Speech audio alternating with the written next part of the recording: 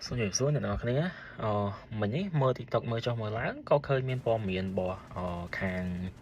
JTBC á rồi đó nhưng khơi ta khang tam SBA News ấy để cái bàn bò miền đây gì cọ bị mai dương pin pinu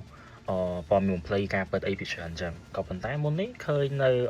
JTBC lần ngò món hai cái nạp bò cái nạp chân nòng chơi một cái tha cái khang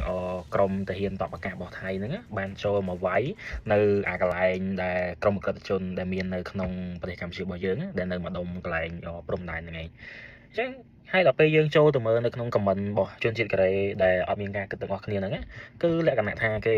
គ្រប់ត្រូលទៅកាន់ផ្ទះលេខ2គេថាខាងកូរ៉េគេអត់បានបំផ្លាញឬក៏បានធ្វើអីទៅកាន់ខ្មែរយើងទេអញ្ចឹងឥឡូវគឺផ្ទះលេខ2គេបានថៃសៀមហ្នឹងគឺគេបានធ្វើជំនួសហើយអញ្ចឹងគេពិតជាគ្រប់ត្រូលខ្លាំងមែនតើហើយមាននិយាយទៅគឺ យើងមើលទៅសិតតែគេអឿងវាន់ទៅកាន់ខាងផ្ទះលេខ2 fighting អីទាំងអស់ហ្នឹងនិយាយទៅពួកកូរ៉េវាអត់មានគិតថាបើសិនជាឥឡូវឧទាហរណ៍ថាបើសិនជាប្រទេសវា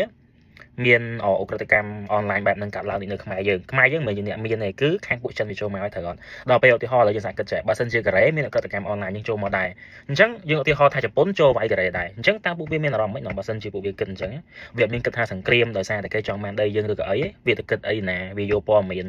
ទៅជាបំលែងព័ត៌មានពីសង្គ្រាមទៅជាយកមកដើម្បីបំផ្លាញពួកអក្រិតជនអនឡាញវិញដើម្បីទៅបំផ្ទុះដើម្បីទៅវាយប្រហារមកកាន់ប្រទេសកម្ពុជារបស់យើងពួកកូរ៉េនេះពួកនេះមានតែខ្លះវាបែកថ្នាំច្រើនដែរអញ្ចឹងអត់យល់មើលព័ត៌មានហើយយើងនៅលក់អត់ទេមើលទៅ